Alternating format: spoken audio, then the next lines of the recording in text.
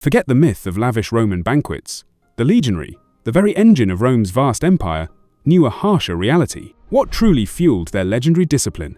Their punishing marches across continents, their constant toil in construction and combat. It wasn't luxury. It was a ruthlessly practical system, focused entirely on energy, endurance, and logistics. A calculated diet designed to sustain tens of thousands performing intense physical labor. Discover the humble, essential rations that powered the conquest of the known world.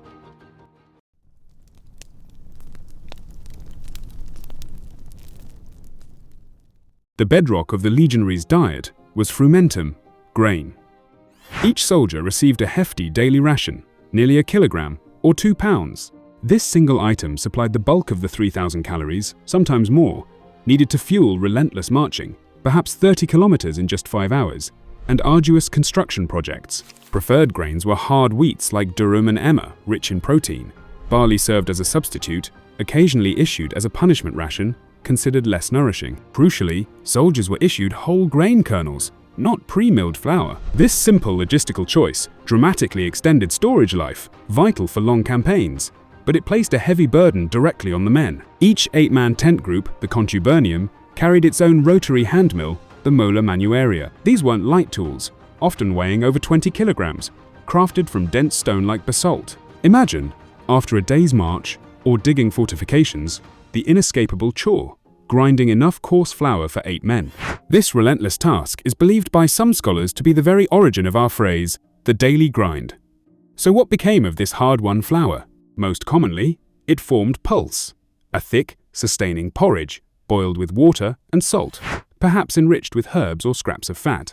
Simple, efficient fuel. When time and camp conditions allowed, they baked panis militaris, a dense, often unleavened military bread, cooked on hot stones or in communal fort ovens. But for the march, the essential ration was Buccellatum. These were incredibly hard biscuits, double-baked to eliminate moisture, ensuring maximum shelf life. Known as Hardtack, Buccellatum was notoriously tough, supposedly capable of breaking teeth, earning soldiers the nickname Buccellarii, the biscuit eaters. It invariably required soaking, perhaps in water, wine, or soup, to be even remotely edible. Some accounts suggest ration cycles, perhaps 2 days of Buccellatum and mutton, followed by a day of softer bread and bacon, balancing durability with morale.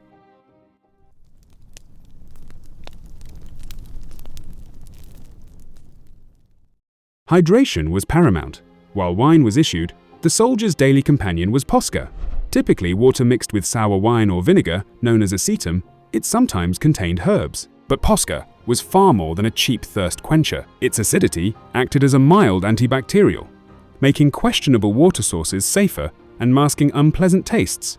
Invaluable on campaign, it provided electrolytes and trace minerals, a kind of ancient energy drink, enhancing hydration during heavy exertion. Ancient sources even credited vinegar with digestive benefits. Cheap, stable, and culturally endorsed, Emperor Hadrian himself famously drank Posca with his troops. It was the perfect military beverage. Beyond grain and Posca, supplements were vital. Laridum, cured bacon or salt pork, was highly prized for its dense calories and excellent portability. Other meats like mutton and goat were common, supplemented by hunting deer, boar, and even smaller game when necessary. Archaeological evidence shows soldiers also fished. Essential protein and fat came from caseus, hard cheeses usually from sheep or goat milk, designed for longevity. Vegetables and legumes like onions, garlic, and lentils added crucial vitamins, often sourced locally. Salt, sal, was indispensable, critical for preserving food, replacing lost electrolytes, and perhaps linked etymologically to the soldier's pay.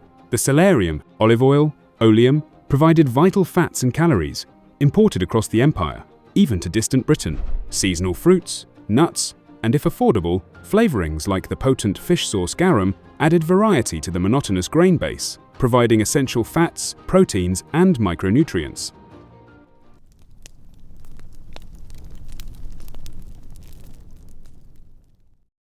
Standard rations were merely the starting point. Legionaries actively supplemented their meals. They purchased goods from accompanying camp followers, the lixae, or were sent out in foraging parties, the pabulatores, gathering wild edibles and hunting. In hostile lands, this foraging often blurred into outright requisitioning from local farms. Critically, food preparation wasn't centralized, but occurred within the tight-knit 8-man contubernium. These tentmates shared the burden of carrying the heavy millstone, pooled their issued grain, salt, and oil. They divided the relentless daily chores, grinding flour, fetching water and firewood, cooking together in a shared pot, perhaps a simple bronze patera. This fostered intense bonds, but meant a soldier's meal quality depended heavily on his immediate comrade's skills. The day typically involved 2 main meals, a quick morning entaculum, followed by the main midday meal, the prandium. An evening cena might be taken, often incorporating preparations for the next day. In camp, hot poles was common, but marching demanded simplicity. Cold Buccellatum, hard cheese, dried meat.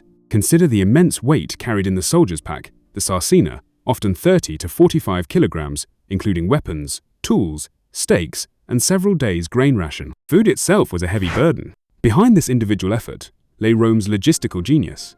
Vast supply networks using ships and wagons, advanced granaries, the Horea, protecting vital stores, and systematic ration distribution, its cost frequently deducted directly from the soldier's pay. This pragmatic system, fueled by soldier labor and Roman organization, powered an empire.